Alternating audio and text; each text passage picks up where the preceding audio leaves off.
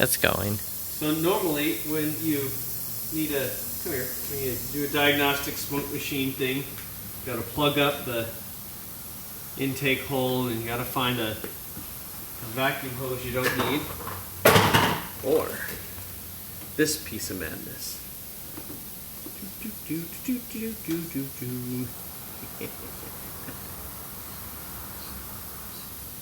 And look at that.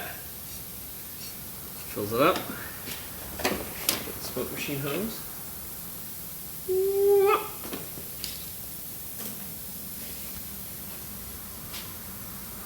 And it works! Look at that! Haha!